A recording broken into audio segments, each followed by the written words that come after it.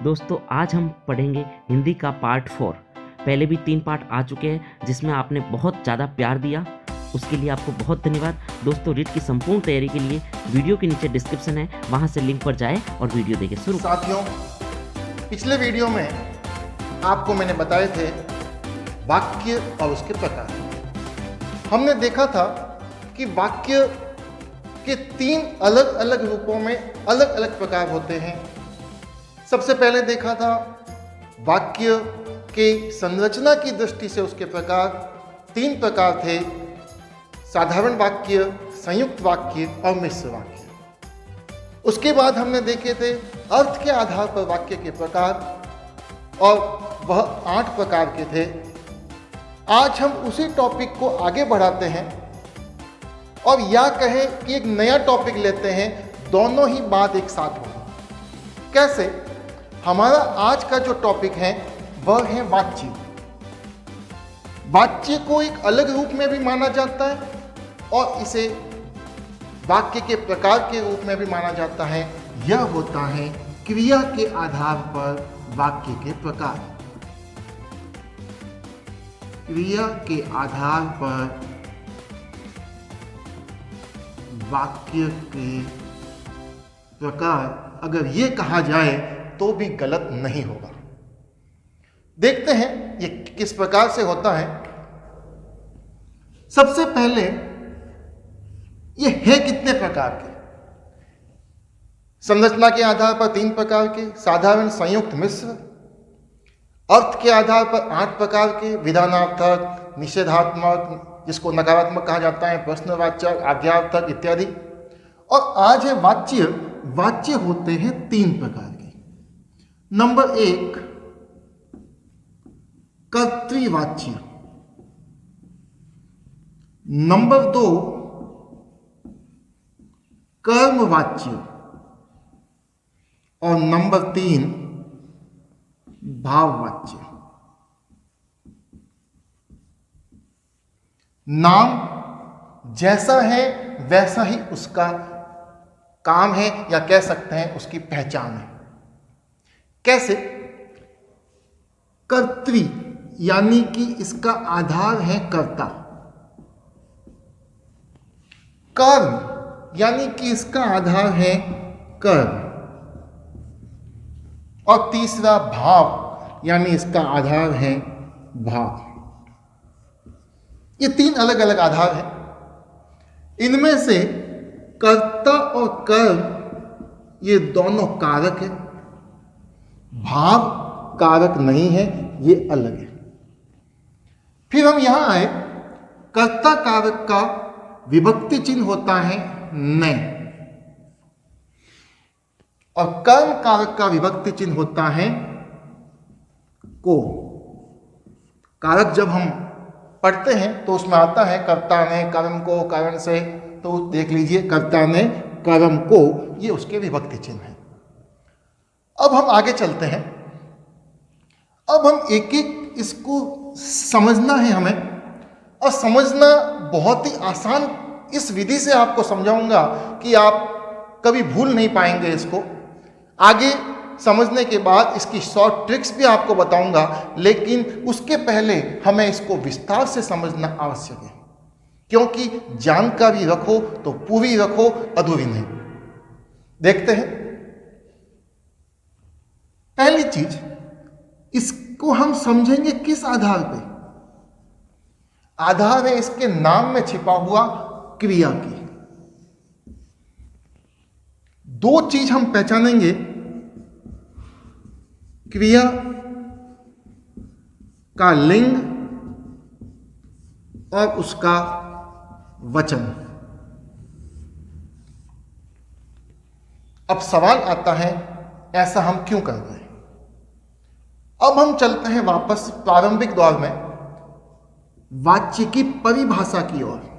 अभी तक मैंने इस पर आपको इसलिए नहीं लेके गया क्योंकि वाच्य की परिभाषा कहीं नहीं पूछी जाती है, सीधे ही उसके प्रकार पूछे जाते हैं, प्रकारों के उदाहरण पूछे जाते हैं। तो देखते हैं हम वाच्य की परिभाषा क्या होती है। परिभाषा होती है क्रिया के जिस रूप से क्रिया के जिस रूप से उसके कर्ता, कर्म और भाव, कर्ता, कर्म और भाव के अनुसार होने का बोध होता है, उसे वाच्य कहते हैं। किसे कहते हैं? क्रिया के जिस रूप से उसके कर्ता, कर्म और भाव के अनुसार होने का बोध होता है, इसलिए क्रिया के अनुसार। इसलिए मैंने कहा है दो चीजें पहचानेंगे, लिंग और वचन। ये अगर पहचान लिए तो कर्ता कभी गलत हो ही नहीं सकता, कर्म कभी गलत नहीं हो सकता, भाव कभी गलत नहीं हो सकता। ये तीनों वाच्य हमारे हमेशा हमेशा के लिए सही होंगे। एक भी नंबर इसमें कट जाए ऐसा असंभव होगा। देखते हैं कैसे होता है ये।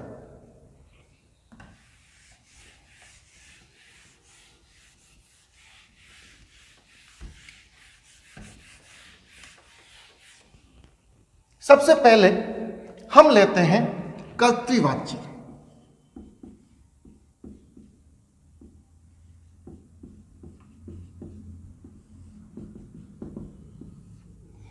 कैसे काम करता है?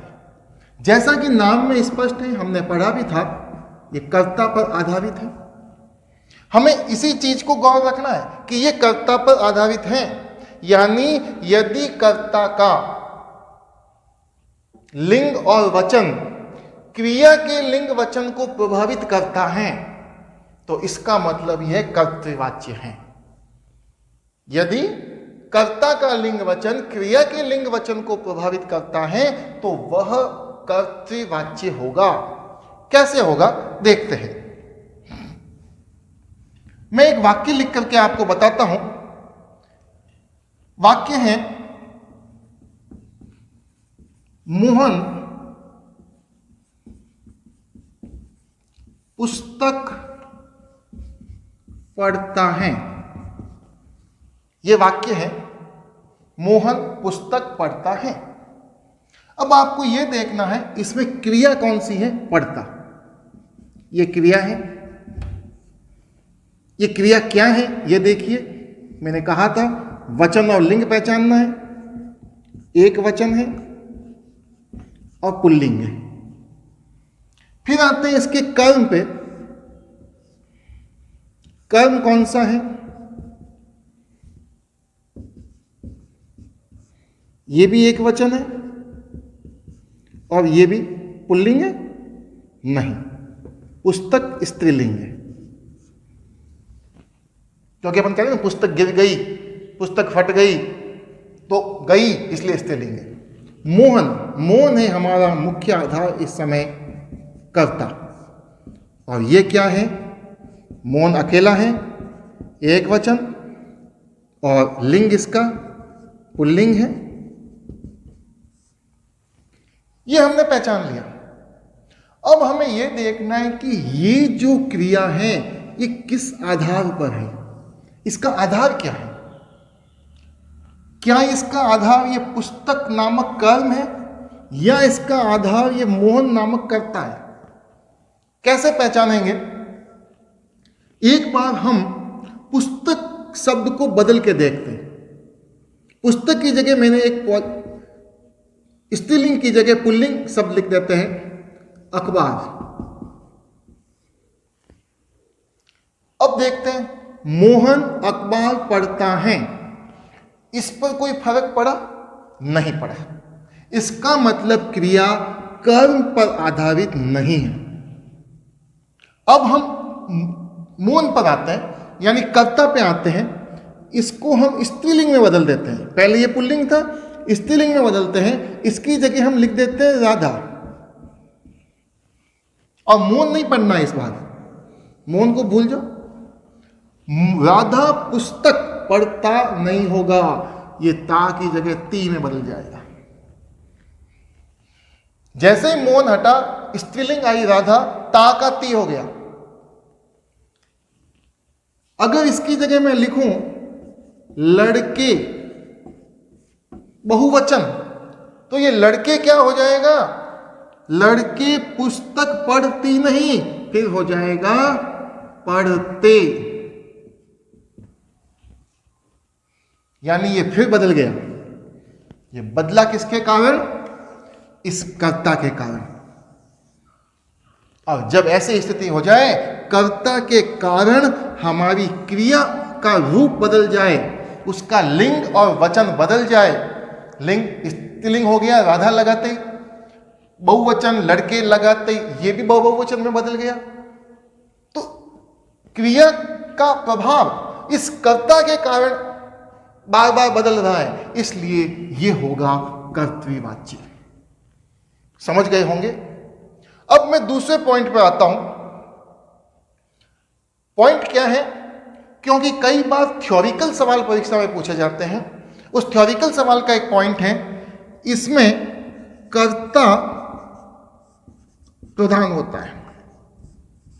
सीधी सी बात है, नाम ही कर्तृवाच्य है, कर्ता पर आधारित है, तो कर्ता प्रधान होगा, सीधी सी बात है। फिर हम आगे आते हैं, सबसे महत्वपूर्ण चीज, इसमें अकर्मक और सकर्मक दोनों क्रियाएं काम में आती हैं। सकर्मक और अकर्मक दोनों क्रियाएं काम में आती है, ध्यान रखना। तीसरी चीज के बाद हम चौथी चीज पे आते हैं। इसमें कर्तृवाच्य को पहचानना कैसे है, इसकी ये तरीका तो विस्तार से बता दिया। अब एक संक्षिप्त तरीके पर आते हैं। जब कर्ता विभक्ति रहित हो, जब उसमें विभक्ति नहीं हो, जैसे मौन, मौन के साथ विभक्ति नहीं है, कुछ भी लगा हुआ नहीं है, तो वहां पे कर्तृवाच्य होगा। चाहे कितने उदाहरण ले लो, राम पुस्तक पढ़ता है, मैं चाय पीती हूं, वह जयपुर जाता है, कोई भी उदाहरण ले लो, सीधा सा यहां पे अगर विभक्ति नहीं आ रही है तो वह कर्तृवाच्य होगा, क्योंकि विभक्ति नहीं आने पर क्रिया सीधे कर्ता को प्रभावित करती है, कर्ता सीधे क्रिया को प्रभावित करता है, क्रिया कर्ता के अनुसार बदलती है, इसलिए कर्तृवाच्य होगा। अब सबसे महत्वपूर्ण चीज, अगला पॉइंट देखना, ये पॉइंट आपके बहुत काम आएगा। इस पॉइंट को जब आप समझोगे, क्योंकि हम गलती कहाँ करते हैं वो अब पता चलेगा, क्योंकि इसके अपवाद है, और परीक्षा के अंदर परीक्षक हमें कंफ्यूज करने के लिए अपवाद पूछता है, ना कि सीधे वाक्य। बहुत कम पेपर सेटर होते हैं जो सीधे वाक्य पूछते हैं, बाकी अपवाद को वो पहले डालना पसंद करते हैं। देखिए, एक वाक्य में लिखता हूं, राम ने पुस्तक पढ़ी, ये अपवाद है, ध्यान रखना। अपवाद कह सकते हैं या इसको विशेष तथ्य कह सकते हैं।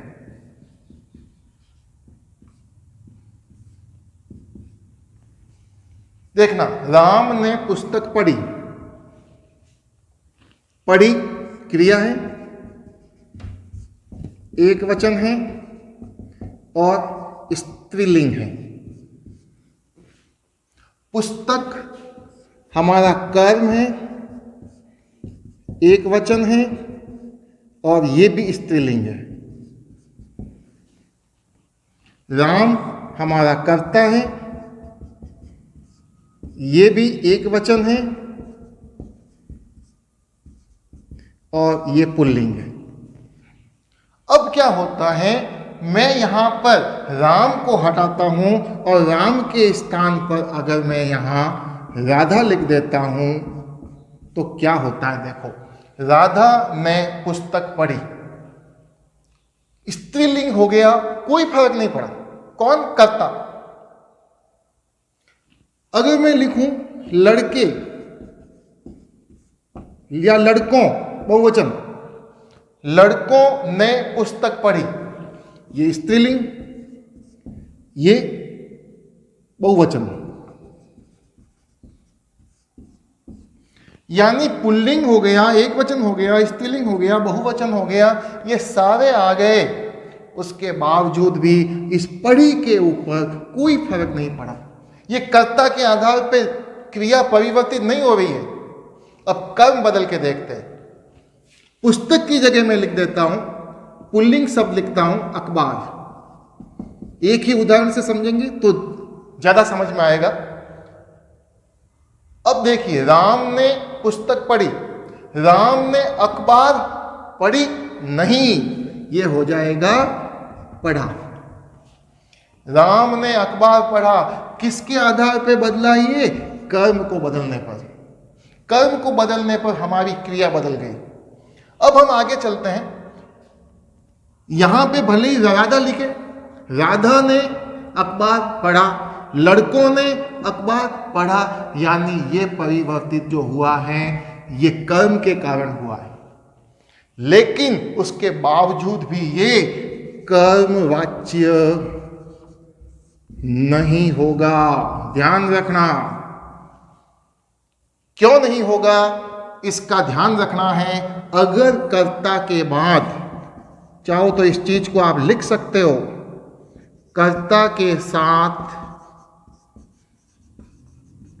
विभक्ति ने हो तो कर्तृवाच्य होगा। कर्ता के साथ अगर ने आता है तो कर्तृवाच्य होगा, कर्मवाच्य नहीं होगा।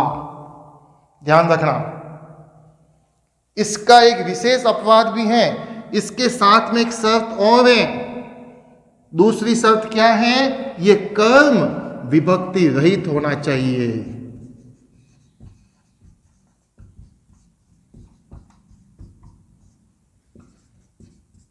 कर्म विभक्ति रहित हो। पुस्तक के साथ कुछ नहीं लगा, इस कर्म के साथ कोई विभक्ति नहीं हो, और कर्ता के साथ अगर विभक्ति हो तो वह वाक्य कर्तृवाच्य होगा।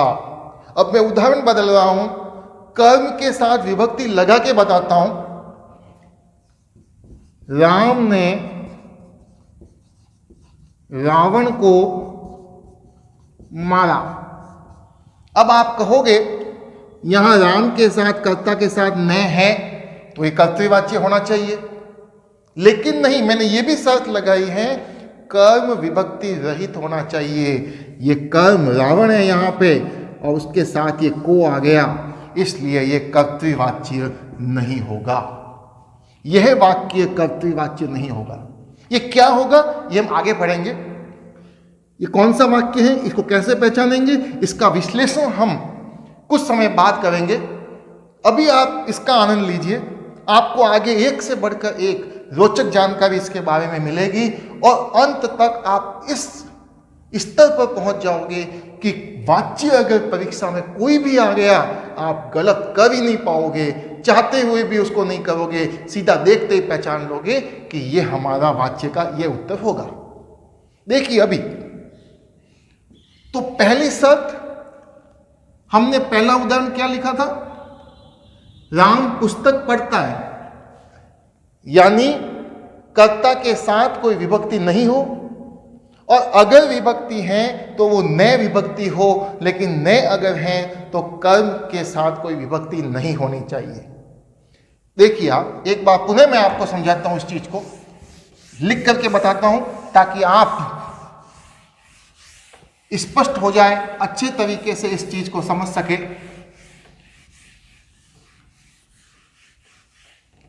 अब दो शर्तें यहां हो गई है। पहली शर्त तो ये है, कर्ता विभक्ति रहित हो, और दूसरी है कर्ता के साथ विभक्ति ने, कर्ता के साथ विभक्ति ने लगी हो, किंतु, इस किंतु को ध्यान रखना, किंतु कर्म विभक्ति रहित हो, ये अपवाद है, विशेष तथ्य है इसका अपवाद। ये अपवाद हमेशा ध्यान रखना, क्योंकि इसमें होता क्या है, क्रिया कर्म के अनुसार बदलती है, उसके बावजूद भी ये कर्तृवाच्य होता है, क्योंकि ने लगा हुआ है। ये ने अगर है और कर्म विभक्ति रहित है, ये दो अगर स्थिति आ गई तो ये हमारा कर्तृवाच्य होगा। ठीक है, जैसे इसका उदाहरण अगर हम देखें, राम पुस्तक पढ़ता है, और इसका उदाहरण अगर देखें, राम ने पुस्तक पढ़ी। यहां ने है, कर्म विभक्ति रहित है, तो ये हमारा कर्तृवाच्य होगा। यहां कर्ता विभक्ति रहित है, तो ये हमारा कर्तृवाच्य होगा। ये दो स्थितियों में हमें कर्तृवाच्य पहचाना जा सकता है।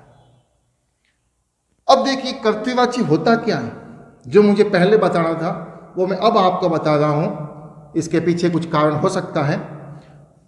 ये इंग्लिश में कहलाता है एक्टिव वॉइस। ये वाच्य क्या है, voice, active voice and passive voice.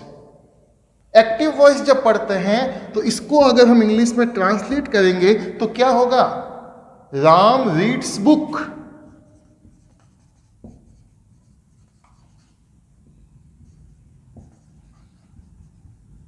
और इसको जब करेंगे, राम ने पुस्तक पढ़ी, राम रेड बुक, राम ने पुस्तक पढ़ी। अब अंग्रेजी इतनी ही आती है, राम रेड बुक। अब हुआ क्या यहां पे, देखिए आप, वाक्य वो का वो है, कोई फर्क नहीं पड़ा।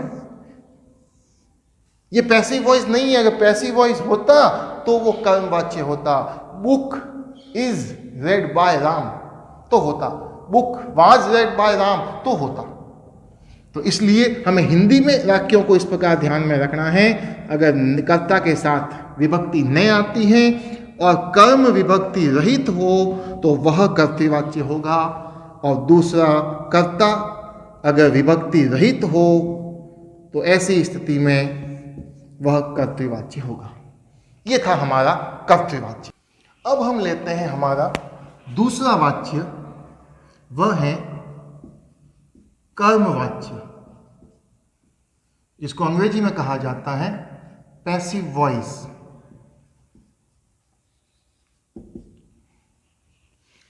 कर्मवाच्य नाम से स्पष्ट है, इसमें प्रधान क्या होता है, कर्म।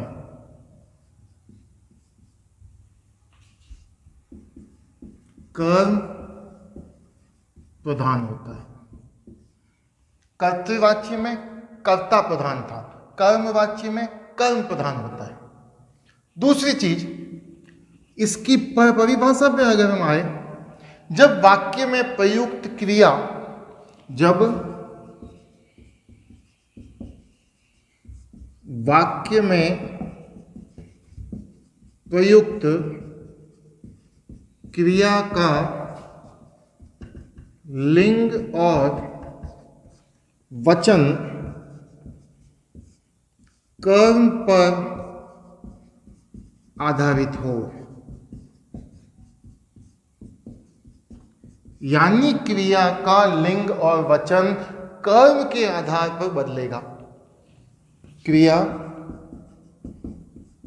का लिंग वचन कर्म के अनुसार बदलेगा। ये पहला पॉइंट, ये दूसरा पॉइंट। अब चूंकि हमने देखा था कि यह पैसिव वॉइस है, और अंग्रेजी के अंदर जब हम पैसिव वॉइस करते हैं तो पीछे बाई का प्रयोग किया जाता है, और बाई का हिंदी में अर्थ क्या होता है, या तो से या के द्वारा। The book is read by, the book is the fruit is eaten by Ram, by. तो ये बाई क्या कहलाता है, से और के द्वारा। अब हम यहां पे आते हैं तो तीसरा पॉइंट हमारा ये होगा कि इसमें से और के द्वारा इन दो शब्दों का प्रयोग कर्ता के साथ होगा। इस चीज को ध्यान रखना, कर्ता के साथ से और के द्वारा इन दो शब्दों का प्रयोग होगा। कर्ता के साथ से या के द्वारा का प्रयोग होगा। अब चौथा पॉइंट, इसमें केवल सकर्मक क्रिया का प्रयोग होता है। अब आप कहोगे कैसे? सीधी सी बात है, जब कह दिया कि ये कर्म वाच्य है तो बिना कर्म के तो ये कर्म जब आएगा ही नहीं। जब क्रिया का लिंग और वचन कर्म के अनुसार बदल रहा है तो कर्म होगा तो बदलेगा, और जिसमें कर्म होता है उसे क्या कहते हैं? सकर्मक क्रिया। तो ये चार मेन पॉइंट है, इन चार पॉइंटों को आपको याद रखना है। अब इसको उदाहरण के द्वारा हम समझते हैं। चाहो तो इसको नोट कर सकते हो, इसका स्क्रीनशॉट ले सकते हो। अब हम इसको एक उदाहरण के द्वारा समझते हैं कर्म वाच्य को। देखिए, राम के द्वारा हम एक ही प्रकार के उदाहरण को लेंगे ताकि हमें समझने में किसी प्रकार की कठिनाई नहीं हो। देखिए आप, राम के द्वारा पुस्तक पढ़ी जाती हैं। राम के द्वारा पुस्तक पढ़ी जाती हैं। ये पढ़ी जाती हैं, ये क्या है? क्रिया है, पढ़ना या जाना, पढ़ा जाना। एक वचन है और स्त्रीलिंग है। पुस्तक हमारा कर्म है, ये एक वचन है और स्त्रीलिंग है। राम हमारा कर्ता है इस वाक्य में, और ये भी एक वचन है और पुल्लिंग है। ये हमें बहुत आवश्यक है। जब तक ये नहीं पहचानेंगे तब तक वाक्य में हम आगे नहीं बढ़ पाएंगे। अब परिवर्तन कैसे होता है आप ये देखिए। अब मैं यहां पर राम के स्थान पर जो पुल्लिंग है इसको स्त्रीलिंग में बदल देता हूं, और यहां लिख देता हूं जो पहले लिखा था अपन ने, राधा, स्त्रीलिंग। अब हमें राम नहीं पढ़ना है, राम की जगह राधा आ गया। राधा के द्वारा पुस्तक पढ़ी जाती है, बिल्कुल सही वाक्य है। यानी यहां स्त्रीलिंग करने के बावजूद भी क्रिया में कोई परिवर्तन नहीं आया। यानी कर्ता को पुल्लिंग से स्त्रीलिंग किया, कोई परिवर्तन नहीं आया। अब हम इसको बहुवचन करते हैं। लड़कों के द्वारा पुस्तक पढ़ी जाती है, कोई परिवर्तन नहीं आया। यानी हमने कर्ता को पुल्लिंग करके देख लिया, स्त्रीलिंग करके देख लिया, एक वचन करके देख लिया, बहुवचन करके देख लिया। और स्त्रीलिंग बहुवचन करना है, लड़कियों लिख दो। लड़कियों के द्वारा पुस्तक पढ़ी जाती है तो भी क्रिया पे कोई फर्क नहीं पड़ रहा है। अब हम यही प्रयोग कर्म पे करके देखते हैं। कर्म पुस्तक है, यहां हम अखबार लिखते हैं, ये स्त्रीलिंग था, ये पुल्लिंग है, और एक वचन। राम के द्वारा पुस्तक पढ़ी जाती है, इसको पुल्लिंग में बदला, राम के द्वारा अखबार पढ़ी जाती है, नहीं, ये हो जाएगा पढ़ा जाता है। जब राम आ गया, अखबार आ गया राम के साथ में, यानी कर्म बदल गया तो ये बदल गया, क्रिया अपने आप परिवर्तित हो गई। अब यहां पे हम इसकी जगह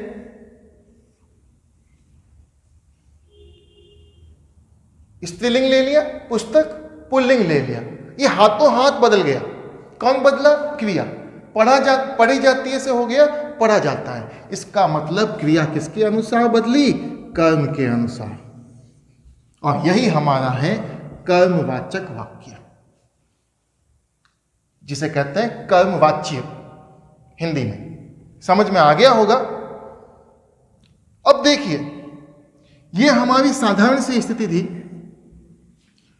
और एक चीज और बता देता हूं आपको कि कभी भी कर्म, अगर कर्म निर्जीव है तो कर्म के साथ में विभक्ति चिन्ह नहीं लगता है। ये हमारा पुस्तक निर्जीव है, इसलिए पुस्तक के साथ कभी विभक्ति चिन्ह का प्रयोग नहीं होगा, क्योंकि यह निर्जीव है। ये हम जब क्रिया का पाठ पढ़ेंगे तब ये ज्यादा स्पष्ट हम आपको करेंगे। अभी तो हमारा वाक्य चल रहा है, वाच्य का बात चल रही है और वाच्य पर ही हम ध्यान देंगे। तो ये किसके अनुसार बदला? कर्म के अनुसार क्रिया बदली, तो ये हो गया कर्मवाच्य। अब ये तो स्थिति ठीक है कि यहां पर हमारे पास कर्ता था, हमने जांच लिया। अब हम और उदाहरण लेते हैं। एक उदाहरण हम लेते हैं, आप देखना इस उदाहरण को। मैंने उदाहरण लिया, गिलास टूट गई। गिलास टूट गई। अब ये गिलास यहां पे क्या है? ये कर्ता थोड़ी है, ये भी कर्म है, ये कर्ता नहीं है यहां पे, क्योंकि इसके पहले हम कर्ता जोड़ सकते हैं। राम के द्वारा गिलास टूट गई, गीता के द्वारा गिलास टूट गई, लड़कों के द्वारा गिलासें टूट गई, तो ये कर्म है। अगर इसको बदला जाए, गिलास की जगह अगर गिलास, क्योंकि क्या है, अगर स्त्रीलिंग है तो स्त्रीलिंग, यहां स्त्रीलिंग आ गया, गिलास गिर गई, या पुल्लिंग, कुछ भी मान ले आप इसको। अगर इसको हम बदलते हैं, ये देखना है हमें। अगर इसकी जगह हम लिख दें कपड़े, बहुवचन हो गया, फट गए। अब देखिए, ये गई का गए हो गया। ध्यान रखना, ऐसी कोई चीजें जो अचानक होती हैं, जैसे आंधियां चलने लगी, ये भी अचानक होने वाली घटना है। और यहां आंधियां कर्म के रूप में प्रयुक्त की जा रही है, या कोई आदेशात्मक भाषा आती है, या तो आदेशात्मक या प्रशासनिक। जैसे इस वर्ष होली पर अवकाश रखा जाएगा। ये आदेशात्मक भाषा है, हमारे कार्यालयों में प्रयुक्त होती है। प्रशासनिक भाषा है तो वहां पर भी हमेशा कर्मवाच्य प्रयुक्त होगा। उसे हम सीधा सा देख लेंगे, ये कर्मवाच्य है। तो ये था हमारा कर्मवाच्य। आशा करता हूं आपको बिल्कुल स्पष्ट हो गया होगा कि क्रिया जब कर्म के अनुसार बदलती है, या कर्म प्रारंभ में आ जाए, या कर्म से वाक्य शुरू हो, कर्म से वाक्य शुरू हो, या आदेशात्मक या प्रशासनिक भाषा का प्रयोग किया जाए, तो वहां पर हमेशा कर्मवाच्य होता है। यह भी कहा जा सकता है चलो, चला जाए। कई बार इतने छोटे वाक्य भी पूछे जाते हैं जिनमें हमें कर्ता कर्म पहचानने की बहुत मुश्किल आती है, लेकिन ऐसे वाक्य जब आए, चला जाए, खाया जाए, पिया जाए, उठा जाए, बैठा जाए, जब जा वाली बात आ जाती है तो उस समय भी ये कर्मवाच्य होते हैं। ये था हमारा कर्मवाच्य। अब हम पढ़ेंगे अगला और अंतिम भाववाच्य। देखते हैं, आपको बताते हैं भाववाच्य। तीसरा और अंतिम वाच्य का प्रकार है भाववाच्य, जिसे अंग्रेजी में कहा जाता है इम्पर्सनल वॉइस। भाववाच्य की परिभाषा अगर हम देखें तो दोनों से हटकर जो चीजें पहले थी, कर्तृवाच्य में कर्ता प्रधान था, कर्मवाच्य में कर्म प्रधान था। यानी कर्तृवाच्य में क्रिया कर्म के अनुसार बदल रही थी और कर्तृवाच्य में क्रिया कर्ता के अनुसार बदल रही थी। भाववाच्य में क्या होता है, दोनों के अनुसार नहीं बदलती है। क्या होता है, न तो क्रिया कर्ता के अनुसार बदलती है और न ही क्रिया कर्म के अनुसार बदलती है, वह होता है भाववाच्य। देखिए इसकी परिभाषा देखिए। जब क्या कहा था मैंने, वाक्य में क्रिया का प्रभाव कर्ता या कर्म दोनों पर नहीं पड़ता है। जब वाक्य में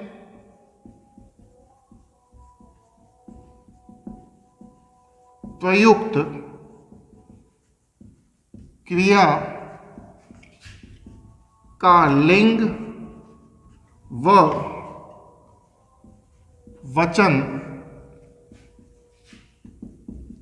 कर्ता व कर्म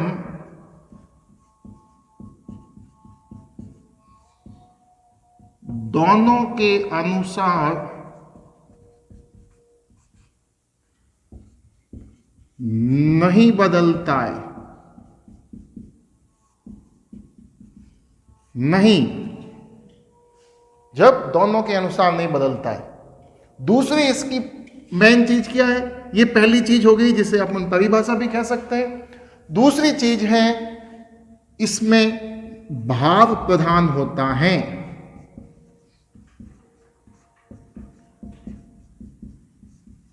क्रिया के अंदर पहले कर्तृवाच्य में कर्ता प्रधान था, कर्मवाच्य में कर्म प्रधान था और भाववाच्य में भाव प्रधान है, जैसा कि नाम से स्पष्ट है। तीसरी महत्वपूर्ण चीज, इसमें अकर्मक क्रिया का प्रयोग किया जाता है। कर्तृवाच्य में अकर्मक और सकर्मक दोनों क्रियाएं आ रही थी, कर्मवाच्य में केवल सकर्मक क्रिया आ रही थी और भाववाच्य में केवल अकर्मक क्रिया आती है, उसमें कर्म नहीं होता है। और चौथी चीज, इसकी जो क्रिया होती है वह क्रिया सदैव, हमेशा ध्यान रखना, सदैव कभी भी परिवर्तित नहीं होगी। दो लक्षण होते हैं, एक तो वह सदैव पुल्लिंग में होती है और वह एक वचन में होती है। न तो उसका लिंग परिवर्तन होगा, न तो स्त्रीलिंग में बदलेगी, न ही वह बहुवचन में बदलेगी। और तीसरी चीज इसकी एक और है, हालांकि वह एक विशेष परिस्थिति में परिवर्तित हो सकती है, इसमें अन्य पुरुष का प्रयोग किया जाता है। यानी बात को कहने वाला और बात को सुनने वाला, उसका प्रयोग इस वाक्य में नहीं होता है। तीसरा आदमी जिसके बारे में चर्चा हो रही है, उसी का प्रयोग भाववाच्य में किया जाता है। अब हम इसको एक उदाहरण के द्वारा समझते हैं। जैसे देखें, हम सोहन के द्वारा खाया नहीं जाता। सोहन के द्वारा खाया नहीं जाता कहा था, इसके अंदर भी, हाँ ये बात ही बता देता हूं, इसमें भी कर्ता के साथ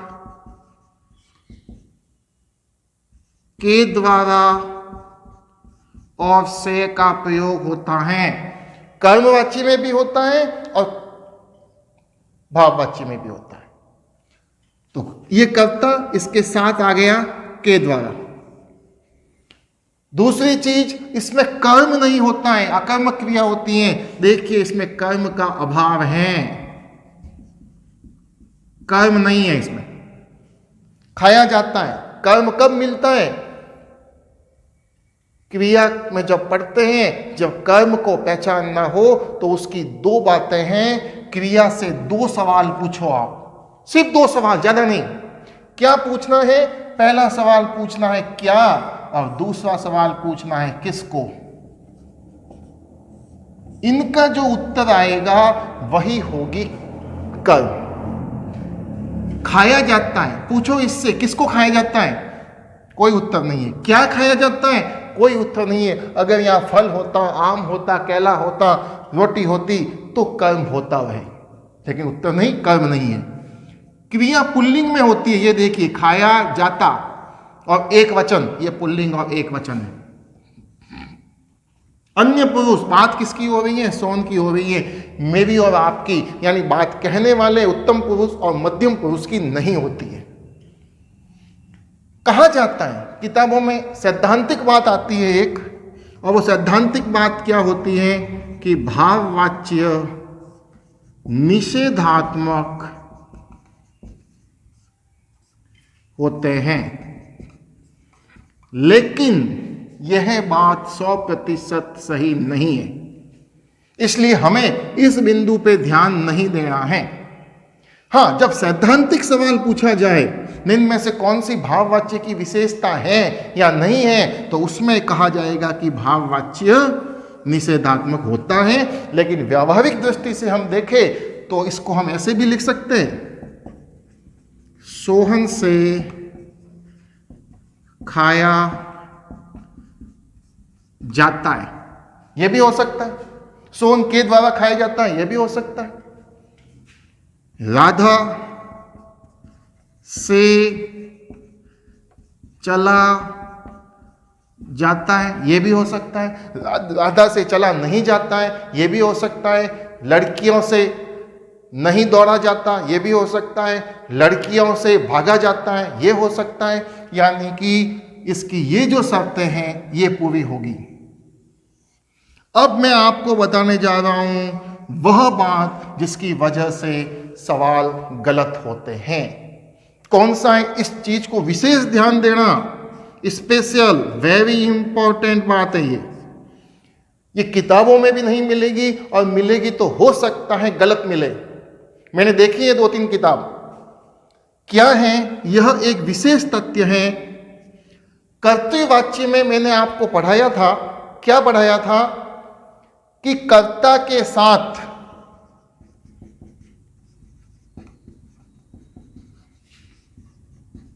ने विभक्ति हो। कहा था कर्ता के साथ ने विभक्ति हो और कर्म विभक्ति रहित हो तो कर्तृवाच्य होता है। अब कर्ता के साथ ने विभक्ति हो और कर्म के साथ को विभक्ति हो तो वह वाक्य भाववाचक कहलाता है। भाववाच्य। उदाहरण देखिए इसका। राम ने रावण को मारा। राम कर्ता है, रावण कर्म में। ये इसकी विशेष स्थिति है। ये केवल इस स्थिति में जब राम के साथ न हो, यानी कि कर्ता के साथ न हो और कर्म के साथ को हो, तो ही सकर्मक क्रिया हो सकती है। अन्यथा सभी के अंदर अकर्मक क्रिया का प्रयोग होगा। राम ने रावण को मारा, कर्ता के साथ न विभक्ति है, कर्म के साथ को विभक्ति है, क्रिया एक वचन में है, पुल्लिंग है, अन्य पुरुष है। अब आप कहोगे ये कैसे?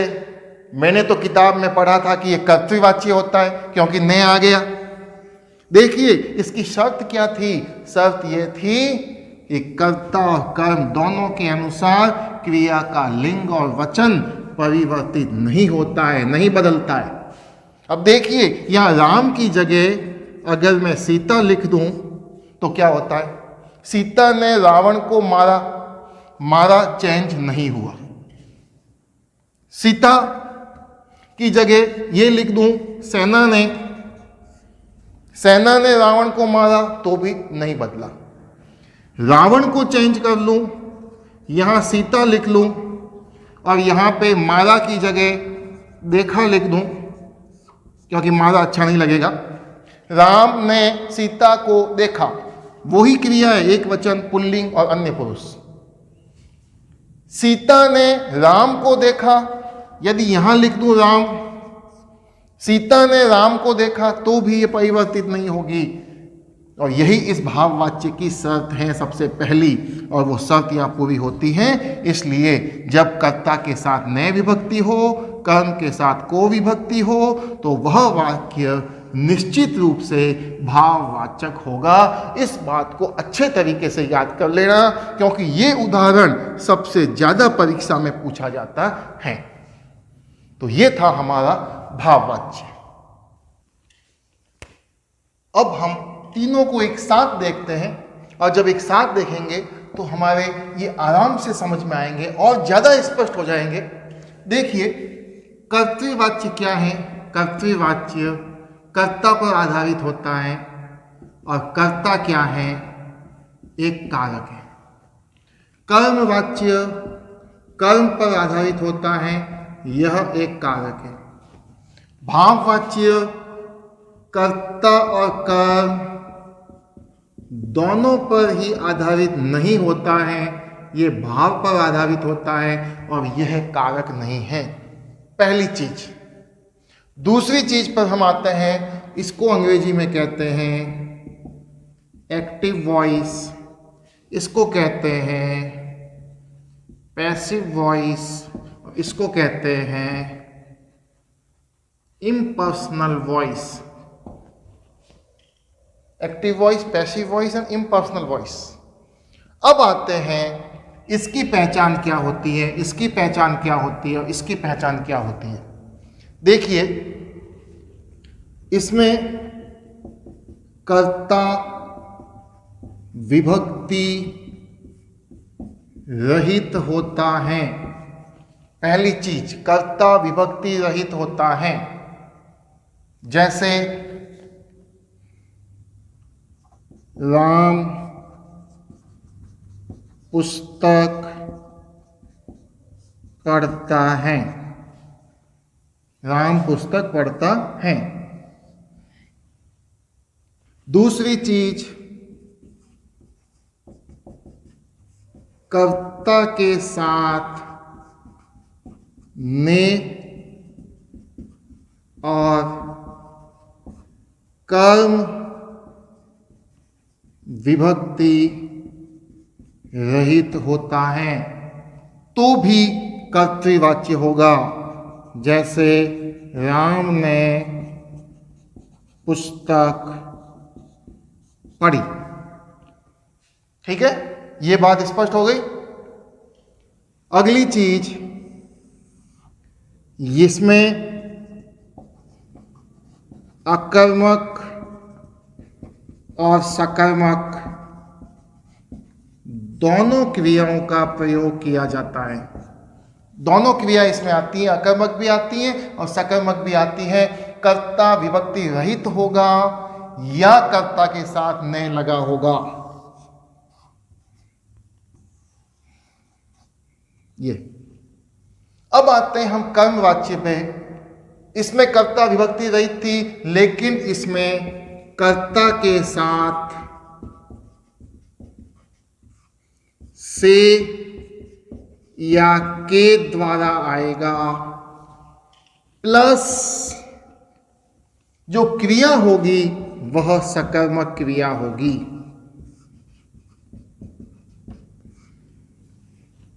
जैसे उदाहरण के द्वारा हम यहां समझेंगे इसको। क्या उदाहरण हमने लिखा था? राम के द्वारा पुस्तक पढ़ी जाती है। क्योंकि ये इसमें कर्म के अनुसार क्रिया बदलेगी, के द्वारा आ गया, और सकारात्मक क्रिया है पुस्तक आ गया। इधर आएंगे भाववाच्य में कर्ता के साथ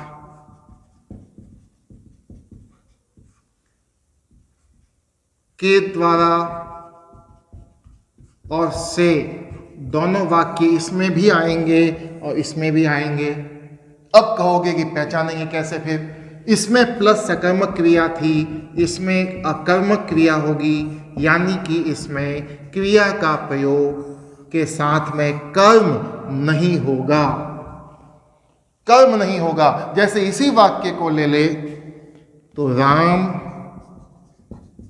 के द्वारा पढ़ा जाता है।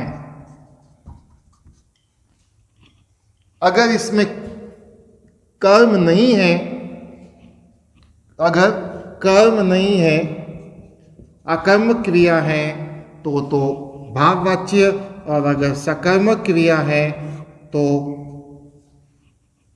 कर्मवाच्य, बशर्ते कि यहाँ से और के द्वारा ये दो शब्द आने चाहिए कर्ता के साथ में। ये थी वो शॉर्ट ट्रिक जिसके आधार पर आप कर्तवाच्य, कर्मवाच्य और भाववाच्य को बहुत ही आसान से आसान तरीके से समझ सकते हैं। आज के बाद मुझे नहीं लगता कि इसको समझने के बाद आपके वाच्य का सवाल कोई गलत हो सकता है। अब मैं आपके सामने एक उदाहरण देता हूं। जैसे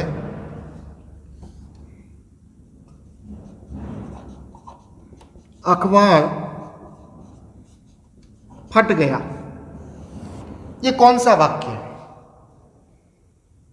पहली चीज हमें यह देखनी है कि इसमें कर्म है या नहीं है। सब कुछ छोड़ दो, पहले यह देखो कि कर्म है या नहीं। अगर कर्म है, अगर कर्म है तो वो या तो कर्तृवाच्य होगी या कर्मवाच्य होगी, भाववाच्य उत्तर हमारा हट जाएगा। अगर कर्म नहीं है तो कर्मवाच्य हट जाएगा, या तो कर्तृवाच्य होगा या भाववाच्य होगा। एक को हम एलिमिनेट कर सकते हैं। और उसके बाद हम क्या देखेंगे? कर्ता है क्या? कर्ता है ही नहीं तो कर्तृवाच्य नहीं है। कर्म है तो भाववाच्य नहीं है। पीछे बच गया हमारा कर्मवाच्य, तो ये कर्मवाच्य होगा। एलिमिनेट करके कैसे किया जाए वो बताया आपको। हमने नियम में बताया था कि अगर पहले कर्म आ जाए सीधा ही तो वह का कर्मवाच्य होगा। क्योंकि यहां पहले भी लिख सकते हैं, राम के द्वारा अखबार फट गया, सीता के द्वारा, मोहन के द्वारा अखबार फट गया। तो ये था हमारा वाच्य। आगे अगले वीडियो में हम वाक्य के प्रकार और वाच्य इन दोनों की एक्सरसाइज लेकर के आपके समक्ष प्रस्तुत होंगे। तब तक के लिए बहुत बहुत धन्यवाद।